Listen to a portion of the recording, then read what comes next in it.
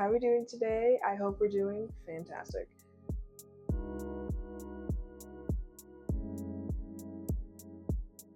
So earlier today, I made the awful decision of thinking about spiders, right? I don't know why. You know what? I do know why. Over the weekend, I was sat in here with my boyfriend, we was chilling, and I looked in the corner, like by my bed in my dorm, like by the window, and I saw this fat ass web.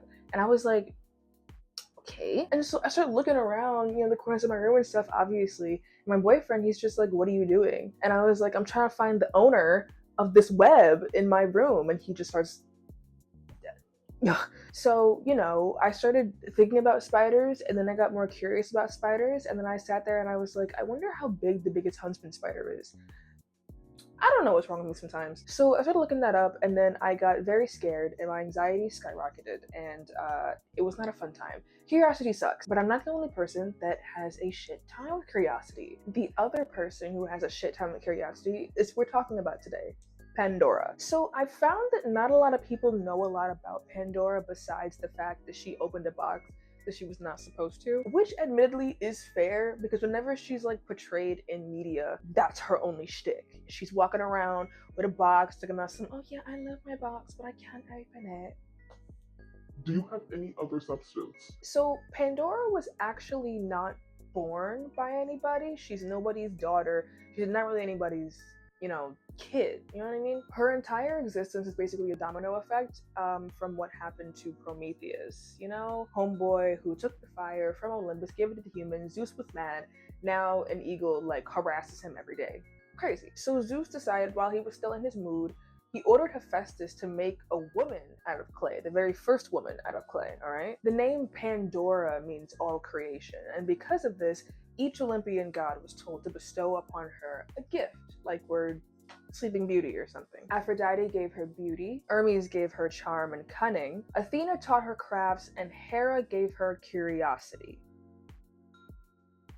Right. And, I don't know if it's just Zeus decided that, yeah, that's what's gonna fuck her up, or Hera was just like, yeah, this is gonna fuck her up. But either way, the curiosity bit that Hera gave her was cursed. It was unchecked curiosity, and unchecked curiosity is gonna lead you down some shit. Okay, remember that thing people was doing when the states was trying to open back up after the pandemic.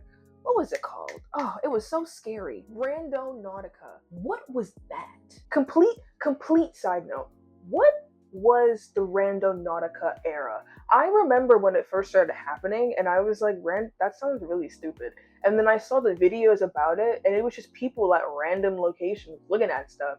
And then I looked up what it is. If you don't know what it is, it's an app that you download, and it gives you random coordinates around your area or far from your area, and you can go there, and people would just go just to see. And I remember this one lady, she went multiple times. She went to this location, and she kept finding little crumbled up drawings of dead people and scribbles and words on paper, opening up talking about some help me. And her video had some weird ghostly figure of a little boy, and it was too much. But anyway, back on track. So after she was done getting all these gifts from all the gods on Olympus, Zeus gave her a jar, which is often confused for a box, but it was a jar. We're talking about ancient Greece right now. But nobody got boxes. Everybody got vases and jars.